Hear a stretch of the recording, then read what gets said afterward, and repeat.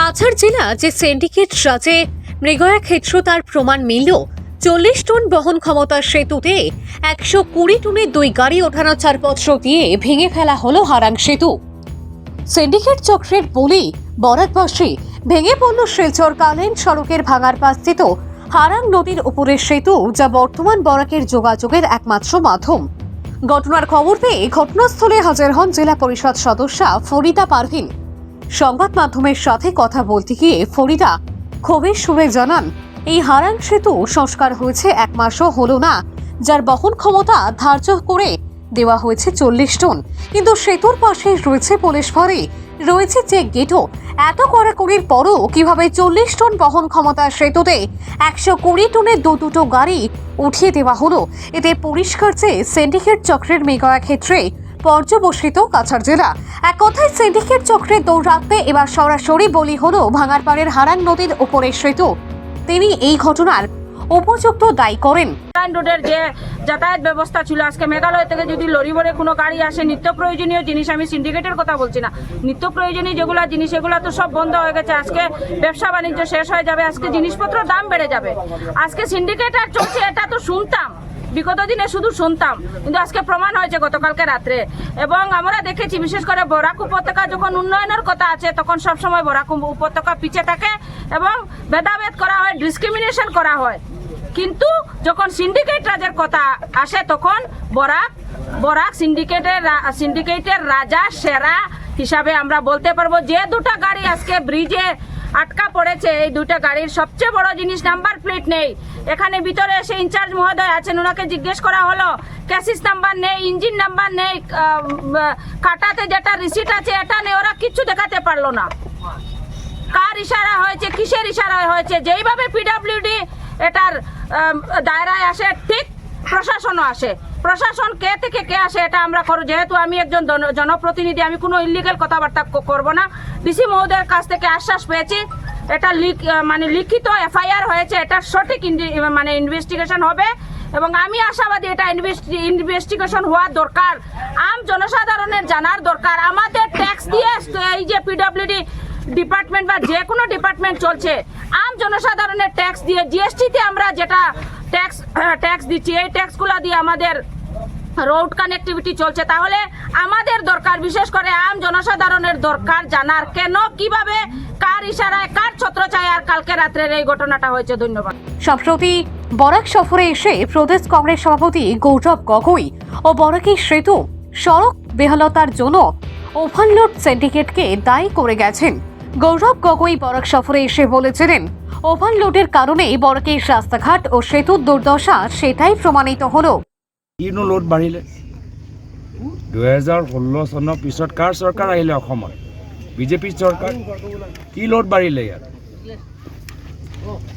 কি লোড বাঢ়িলে য'ত মানে NHIDCLৰ কাম, নেশ্যনেল হাইৱে কাম 6-7 বছৰ পিছত আকৌ তেওঁলোকে মেৰামতি কৰিবলৈ হ'ল।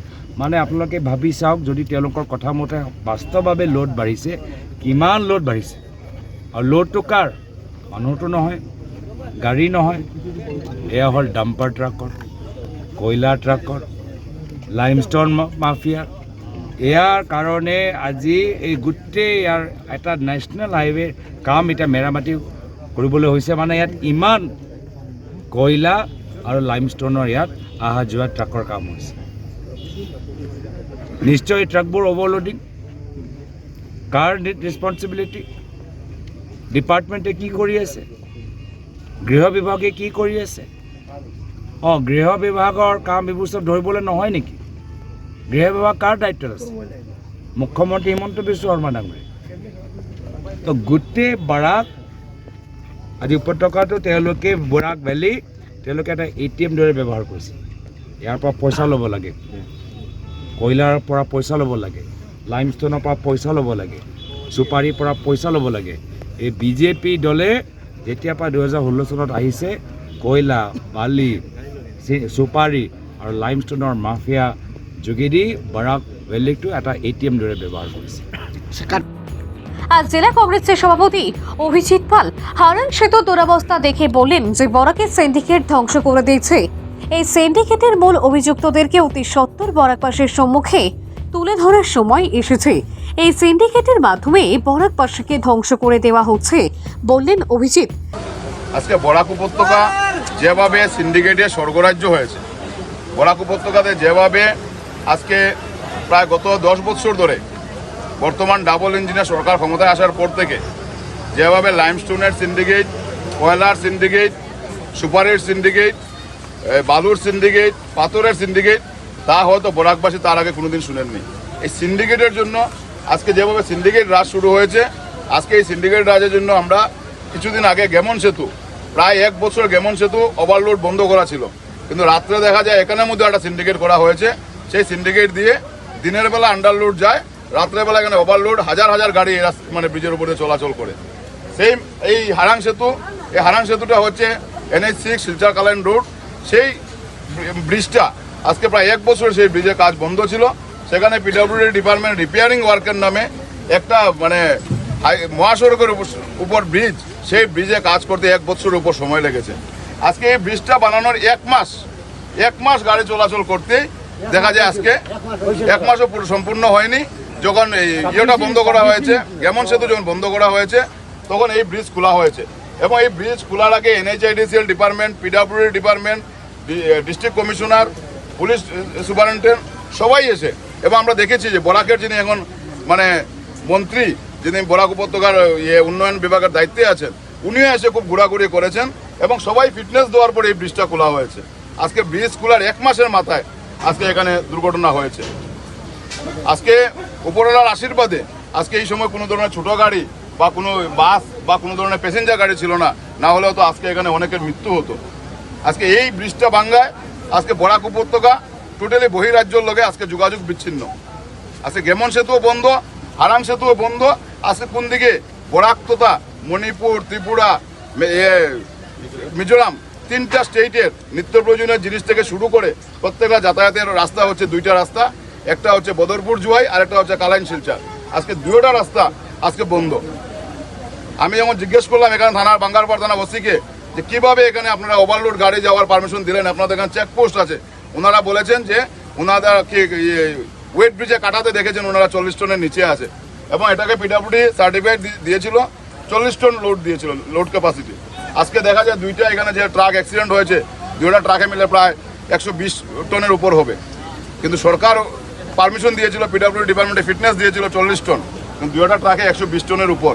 এখানে রাত্রেবেলা হলে এটা জাতীয় সড়ক দিনের বেলা কেন ট্রাক চলাচল করে না? এখানে রাত্রেবেলা কিসের সিন্ডিকেট?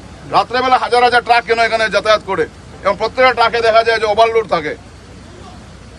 আজকে আমরা এখন গিয়ে আমি PWD ডিপার্টমেন্টের সাথে কথা বলেছি, ডিসির সাথেও কথা বলবো এবং এসপির সাথেও কথা বলবো, এবং আমরা এই এসপি এবং ডিসিকে বলে প্রত্যেকটা ডিপার্টমেন্টের এগেনস্টে আমরা FIR দাখিল করবো যে কীভাবে এখানে এই ওভারলোড গাড়িগুলো চলাচল করে, সিন্ডিকেটে কারা কারা জড়িত এবং কোন ঠিকাদার দিয়ে এখানে কাজ করানো হয়েছিল, PWD কীভাবে ফিটনেস দিল, যদি ফিটনেস দিয়ে থাকে তার মধ্যে ওভারলোড কীভাবে চলাচল করে, MBI ডিপার্টমেন্টের কাজ কি, ডিটিওর কাজ কি। আজকে MBI চেক গেট নেই, এই সরকার আসার পর থেকে চেক গেট উঠানো হয়েছে, ওনারা সিন্ডিকেটে গেট বসিয়ে দিয়েছেন। আজকে MBIদের কোনো চেক গেট নেই। আজকে ওভারলোড অহরহ প্রত্যেকদিন রাত্রেবেলা হাজার হাজার ট্রাক চলাচল করে। আজকে সিন্ডিকেটের স্বর্গরাজ্য হয়েছে বরাক উপত্যকা। দিশপুর বসে সিন্ডিকেটে যারা মাথা, ওনারা আজকে বরাক উপত্যকা থেকে কীভাবে সিন্ডিকেটের মাধ্যমে মানে কোটি কোটি টাকা কীভাবে এখান থেকে মানে নেওয়া যায়, সেটাই হচ্ছে ওনাদের একমাত্র, মানে বরাক থেকে কীভাবে চুষে নেওয়া যায়, সেটাই হচ্ছে ওনাদের একমাত্র কাজ। স্থানীয় সূত্রে জানা গেছে প্রতি রাতে এই সেতুর উপর দিয়ে শতাধিক লাইমস্টোন ও কয়লা বোঝাই লরি পার হতো, যার জন্য সিন্ডিকেট সদস্যদের হাতে গচ্ছিত হতো বিশাল অঙ্কের টাকা।